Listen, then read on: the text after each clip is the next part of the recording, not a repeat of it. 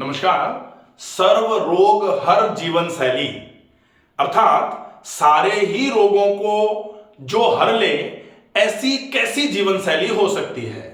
अगर हम daily routine में कुछ चीजों को समावेशित कर दें, हम कुछ चीजों का फॉलोअप चालू कर दें नियमित रूप से, तो वो रोग कैसा भी हो आपका, उस हर रोग में वो आपकी मदद करे। उस जीवन शैली को बोला जाता है सर्व रोग हर जीवन शैली। सर्व मतलब सभी रोगों को जो हर ले, सर्व रोग हर जीवन शैली।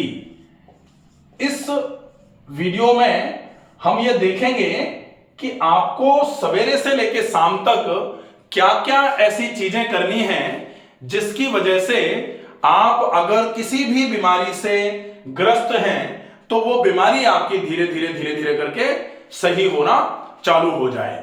सबसे पहले हम देखेंगे कि रोग होने का मूल कारण क्या है। रोग होने का मूल कारण हम नेचुरोपैथी में क्या बोलते हैं? सर्वे रोगा मलावसा। सर्वे मतलब सभी, रोग सारे के सारे रोग क्या हैं, क्यों होते हैं? मला वशः। सब रोग कब होते हैं? जब मल शरीर में बसना चालू होता है। और आयुर्वेद में भी यही लिखा, वो थोड़ा सा बड़ा है, सर्वेषाम रोगाणाम निदानम कुपितः मलः। सारे के सारे रोग कब होते हैं? जब शरीर में मल कुपित होना चालू होता है।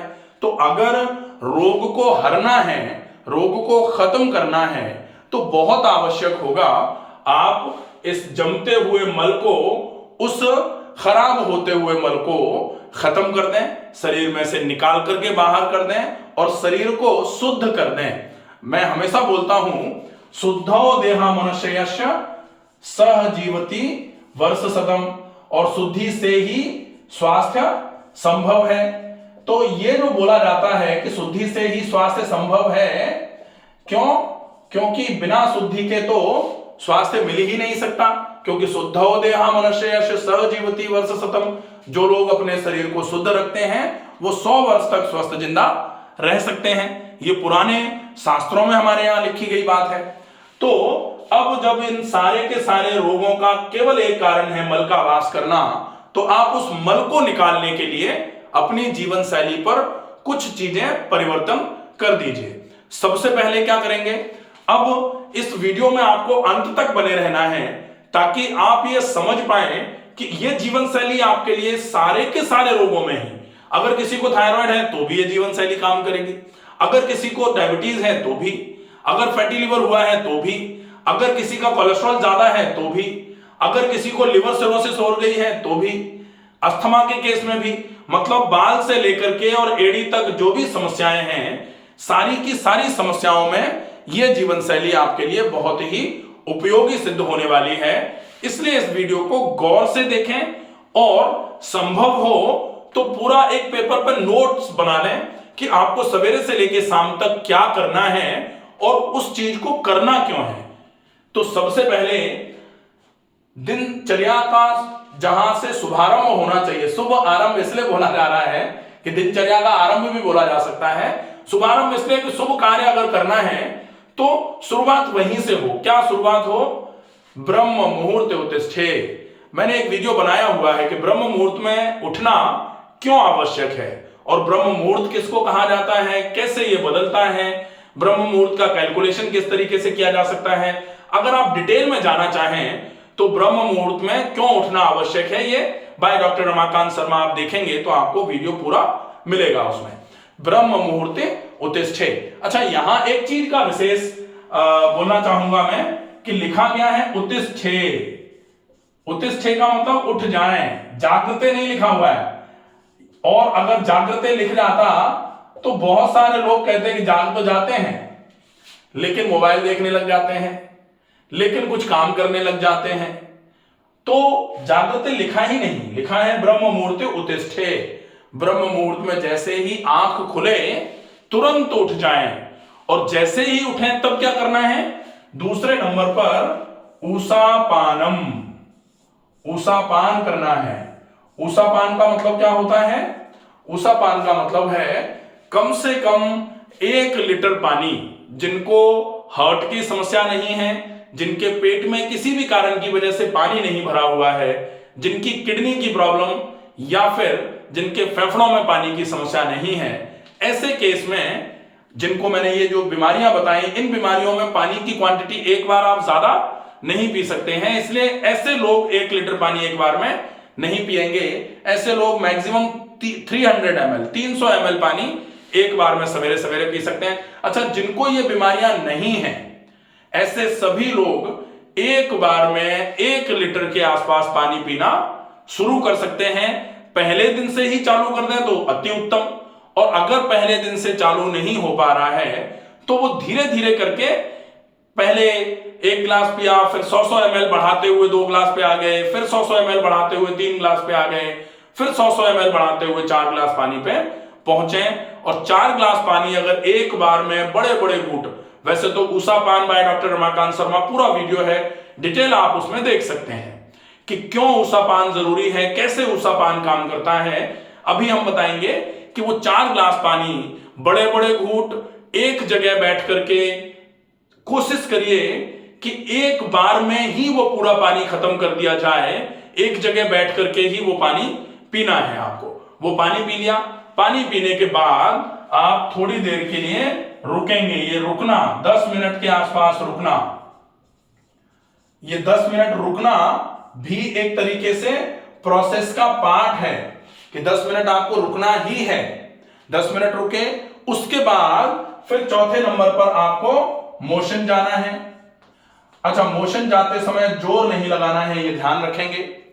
फिर 5वें नंबर पे आपको क्या करना है, हाथ मुंह धो के मंजन कर लेना है।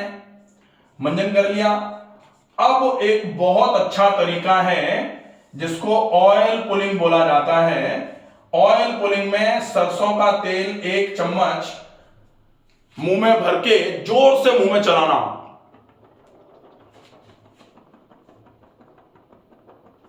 इस तरीके से जोर से चलाना है और लगभग कम से कम 5 मिनट, अगर संभव हो जाए तो 10 मिनट। उसके बाद इस तेल को थूक देना है। सादा पानी मुंह में भर के कुल्ले करके मुंह को साफ कर लेना है। और उसके बाद फिर आपको गरारे करने हैं। गरारे क्यों करने हैं? क्योंकि गले में भी आजकल लोगों के बड़ी समस्याएं हो रही हैं। नाक बंद होती है, मुंह से सांस भरते हैं, गले में दिक्कत बनी रहती है। तो ये गरारे जो सवेरे सवेरे आप कर लेंगे, हम कह रहे हैं सर्व रोग हर रोग कोई भी होगा, आपको इस जीवन शैली से बहुत बेहतरीन आराम मिलने वाला है। तो गरारे कर लिए और गरारे करने के बाद फिर करेंगे नश्य। नश्य का मतलब क्या होता है? ऊर्ध्वजत्रु विकारेषु विशेषान नश्य पश्येत। जो यहां से ऊपर के जितने भी ऑर्गन हैं, इन ऑर्गन से रिलेटेड जितनी भी बीमारियां हैं, उन सारी बीमारियों में नश्य विशेष उपचार का काम करता है। कितना बढ़िया ट्रीटमेंट है, आपको ये कर लेना चाहिए सवेरे सवेरे। नश्य क्या है? नश्य में गाय का घी या बादाम रोगन तेल या फिर जो भी मेडिकेटेड ऑयल नश्य के लिए नाक में डालने के लिए मिल रहे हैं मार्केट में, उनका भी यूज आप कर सकते हैं। गाय का घी सबसे बहुत ही ज्यादा लाभकारी है, तो गाय के घी का उपयोग किया जाए, वो ज्यादा उपयोगी माना जाएगा। ठीक है, नश्य कर लिया। अब इतना करने के बाद ये सवेरे सवेरे का रूटीन है। अब कई लोग ये कहेंगे कि इतना सब कुछ कैसे होगा? तो भैया, आप सवेरे जगना आपकी जिम्मेदारी है। जग करके पानी पीने में ज्यादा से ज्यादा आपको 1 से 1.5 मिनट लगने वाला है। इसमें तो कोई दिक्कत नहीं आई। पानी पीने के बाद आप 10 मिनट जो रुकते हैं, मेल सेव कर सकते हैं, फीमेल जो भी छोटे मोटे काम है वो कर सकती हैं, या फिर फीमेल भी जैसे वर्किंग वुमेन्स हैं तो अपना बैग वैग लगा सकते हैं या ऑफिस की तैयारी कर सकते हैं उस ड्यूरेशन में। उसके बाद फिर मोशन जाना है। फिर मोशन जाने के बाद हाथ मुंह धो लिया, मंजन कर लिया। उसके बाद फिर करनी है ऑयल पुलिंग। ये जो है मंजन करने के बाद ऑयल पुलिंग, इसमें जरूर आपका 5 मिनट या 10 मिनट अगर आप कर सकते हैं, लेकिन ये मैं गारंटी दे सकता हूं कि अगर आपने ये 10 मिनट टाइम स्पेंड किया है इसको करने में, और आपको लग रहा है कि ये टाइम हमने इन्वेस्ट कर दिया है, या फिर आपको लग रहा है वेस्ट कर दिया ये टाइम, तो इस टाइम के वेस्टेज का आपको बहुत बढ़िया फायदा ज्यादा से ज्यादा 10 दिन में ही मिलेगा। आप 10 दिन करके देखिए। ठीक है, ये करने के बाद फिर आप उसको थूकेंगे कुल्ले, एक ज्यादा से ज्यादा 1 मिनट में हो जाते हैं। गरारे हो जाते हैं। नस्य करने में 30 सेकंड से ज्यादा टाइम नहीं लगता। इधर उधर दोनों तरफ 2-2 ड्रॉप घी डाला और 5-7 सेकंड ऐसे करके नाक में उंगली से अच्छे तरीके से ऊपर से मालिश कर ली तो घी अंदर पूरा लग जाता है। ज्यादा टाइम तो लगा नहीं इसमें। अब इतना करने के बाद अब आती है बारी कि अब आपके होगी दिन की शुरुआत। यहां तक आपको कुछ नहीं खाना, कुछ नहीं पीना, सिर्फ सिवाय केवल क्लियर वाटर के। ऊषा पान में लोग नींबू मिला के पी रहे हैं, ऊषा पान में लोग कोई जूस भी ले रहे हैं, कोई लौकी का जूस भी ले रहा है, कोई कुछ भी ले रहा है। तो ऊषा पान का मतलब क्लियर वाटर होता है बिल्कुल, और उसमें कुछ ही नहीं मिलाना, ना तो उसमें चूरन चटनी मिलाना है, ना उसमें नींबू मिलाना है। ठीक है, तो ये विशेष हो जाए। इसके बाद अब जब आप नस्य करके फ्री हो गए, अब आपको व्यायाम के पहले आप चाहें तो ग्वारपाठा और गिलोय ले सकते हैं। व्यायाम के पहले आप ग्वारपाठा और आंवला ले सकते हैं, या फिर आप आंवला और मिश्री ले सकते हैं, या फिर आप सौंफ और मिश्री ले सकते हैं। आंवले के साथ में या सौंफ के साथ में, चूंकि आपको शुगर है इसलिए अगर आप मिश्री नहीं ले पा रहे हैं तो आप अकेला भी ये ले सकते हैं, सौंफ का पानी और आंवले का पानी आप ले लीजिए, अच्छा रहेगा। उसके बाद फिर आप करिए व्यायाम। अब व्यायाम में आपको क्या करना है ये बहुत स्पेसिफिक होता है। व्यायाम आपके लिए क्या है, आपको कितनी देर उस व्यायाम को करना है, और आपको उस व्यायाम का रिपीटेशन दिन में एक बार ही रखना है कि दिन में 2 बार रिपीट करना है, ये डिपेंड करेगा। ठीक है, लेकिन एक सामान्य जीवन शैली, चूंकि अपन कह रहे हैं कि सारे ही रोगों में जो काम में आए, उसमें अगर आप टहल सकते हैं, अगर आपके घुटने एड़ियों में कमर में ज्यादा दर्द नहीं है तो टहलना, और वो टहलना कितना होगा, 30 से 40 मिनट के आसपास आप टहल लीजिए। टहलने के बाद फिर आप एक आसन होता है मरकटासन। मरकटासन में सीधे लेटना है, सीधे लेट करके दोनों घुटने मोड़ लेने हैं, दोनों हाथ इस तरीके से फैला लेने हैं। अब दोनों घुटने अगर बाईं तरफ जाएंगे तो गर्दन दाईं तरफ, फिर गर्दन अगर बाईं तरफ आएगी तो घुटने दाईं तरफ। ये ट्विस्टिंग है जो रीढ़ के घुमावदार आसनों के अंतर्गत रखा जाता है, इसका उपयोग आप करिए। ये कोई भी कर सकता है, केवल ये आसन आपको तब नहीं करना है जब कई लोगों के आजकल L4-5 या L5-S1 में सामान्य तौर पर L4-5 पर ही डिस्क पर टियर आता है, एन्युलर टियर। हाँ, तो एन्युलर टियर अगर आया हुआ है, फट गई है अगर डिस्क, तब फिर आपको बिल्कुल भी मूवमेंट नहीं करना है। उस समय ये वाला आसन आपका रुकेगा। बाकी इस आसन को आप लगातार किसी भी रोग में कर सकते हैं, आपके लिए बहुत उपयोगी माना जाएगा। जब यह आसन हो जाए उसके बाद अनुलोम विलोम प्राणायाम और डीप ब्रीदिंग, इतना ये सवेरे करके आप फ्री हो जाएंगे। इसके बाद फिर आप जैसे ही ये करके फ्री होते हैं, इसके बाद आप कुछ खा सकते हैं। अगर आपको वजन कम करना है तो आप नींबू पानी शहद ले सकते हैं। इसके बाद अगर आपको एसिडिटी की समस्या रहती है तो इसके बाद में आप कुछ, अगर शुगर नहीं है तो अंजीर और मुनक्के ले सकते हैं। अगर आपको शुगर भी है और एसिडिटी हो रही है, ऐसे केस में आप सौंफ का पानी ले सकते हैं, बिना मिश्री वाला, वो ले लिया आपने। या फिर आप चाहें शुगर है आपको और आपको ये प्रॉब्लम है, ऐसे केस में आप आधा एप्पल भी व्यायाम करने के बाद खा सकते हैं। इसके बाद फिर आपका स्नान वगैरह हो जाए। स्नान में यह ध्यान रखा जाता है कि आप स्नान अच्छे तरीके से, स्नान करते समय प्रॉपर तरीके से मोपिंग करते हुए प्रक्षालन, ये एक बहुत आवश्यक नियम है कि अगर आप स्नान कर रहे हैं तो स्नान करते समय आपने पूरे शरीर पे अच्छे से पानी डाल लिया और फिर तसल्ली से बैठ करके 2, 5, 7 मिनट पूरे शरीर को कॉटन के कपड़े से अच्छे तरीके से स्पॉन्ज कर लीजिए, प्रक्षालन कर लीजिए। पूरे शरीर पे अच्छे से कपड़े से हल्का सा, बिना ज्यादा फ्रिक्शन लगाए, बिना ज्यादा जोर लगाए रबिंग कर ली, ताकि इसको आप अभ्यंग का एक भाग मान सकते हैं, सेल्फ मसाजिंग मान सकते हैं। उसके बाद थोड़ा पानी डाला, फिर आप अगर साबुन से नहाते हैं तो साबुन लगा के प्रॉपर तरीके से नहा लीजिए। नहाने के बाद आप पूजा करते हैं तो वो कर लीजिए। उसके बाद आती है बारी, आप तैयार होकर के जैसे काम पे जाते हैं तो ब्रेकफास्ट करके निकलिए। ब्रेकफास्ट का मतलब, अंग्रेजी में ब्रेकफास्ट को ब्रेकफास्ट बोला जाता है, तो ब्रेकफास्ट का मतलब क्या होता है, ब्रेक दी फास्ट, फास्ट को तोड़ना, ब्रेक करना।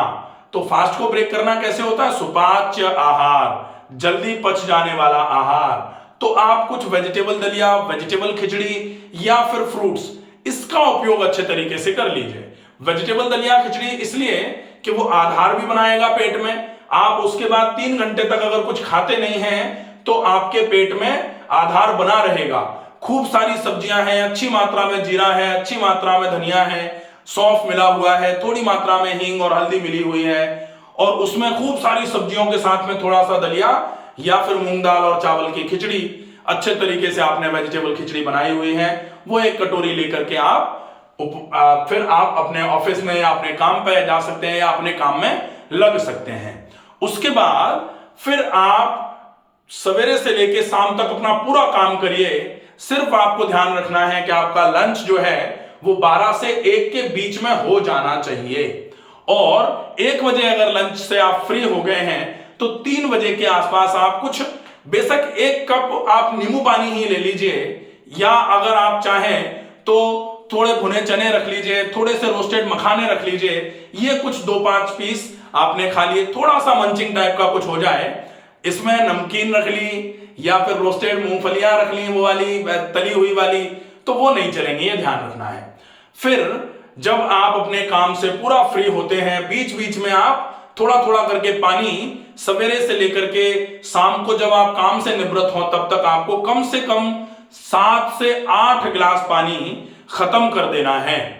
कम से कम 7 से 8 गिलास पानी, और ग्लास जो होगा वो 300 ml का है, ये ध्यान रखना, ठीक है। तो ये हो जाए। फिर आप जैसे ही काम से वापस आते हैं अच्छे तरीके से हाथ मुंह धो लीजिए, थकान मिटा लीजिए। उसके बाद फिर थोड़ी देर का व्यायाम, वो थोड़ी देर का व्यायाम क्या हो सकता है, आप चाहे तो थोड़ा टहल सकते हैं, आप चाहे तो थोड़ा जॉइंट एक्सरसाइजेस कर सकते हैं, थोड़ा सा आप चाहें तो कुछ आसन अगर आप जानते हैं तो आसन कर सकते हैं। उसके बाद सायंकालीन आहार, सायंकालीन भोजन हो जाए, और भोजन के बाद में थोड़ा चहलकदमी हो जाए। उसके बाद फिर आप अपना काम पूरा एज इट इज जैसे कर रहे हैं वैसे करते रहिए। रात को सोने के ठीक पहले आपको एक इलाज है, हल्के गुनगुने पानी में पैर और जो नशा आपने सवेरे किया था नाक में गाय का घी, वो रात को सोने के पहले भी डाल लेना है। ये आपके लिए बहुत उपयोगी रहेगा। और अगर आपको अनिद्रा की समस्या है तो इतना करने के बाद गुनगुने पानी में से पैर निकाले, नाक में घी डाला और सीधे लेट करके योग निद्रा या शवासन का अभ्यास करते हुए आप लेटें, या फिर आप थोड़ा सा अध्ययन करने की आदत बना लीजिए। बेशक आपको 2-5 पेज पढ़ने की आदत आप बनाइए, कोई भी अच्छी किताब, धर्म ग्रंथ है या फिर कोई अच्छी रोचक कहानियां या जो भी आपको अच्छा लगे, आप कुछ पढ़ने की आदत अगर रखते हैं तो वो आपके लिए उपयोगी रहेगी। और ये विशेष ध्यान रखिए कि रात को सोने के कम से कम 1 घंटे पहले आप अपने इलेक्ट्रॉनिक गैजेट्स जो हैं वो हटा दीजिए, वो ज्यादा उपयोगी रहते हैं। लोग कभी कभी मोबाइल ऐसे लगा करके देखते देखते ऐसे करके सोते हैं कि मोबाइल गिरता है और हॉट सूझ जाता है, तो ऐसी वाली स्थिति ठीक नहीं है, इसका विशेष ध्यान रखा जाए। आशा है ये रूटीन आपको पूरा समझ में आया होगा। अगर आपको ऐसा लगे कि इस रूटीन का फॉलोअप करके लोग अपने आप को और स्वस्थ बना सकते हैं तो इस वीडियो को ज्यादा से ज्यादा लोगों तक पहुंचाएं। स्वस्थ रहिए, सुरक्षित रहिए। धन्यवाद।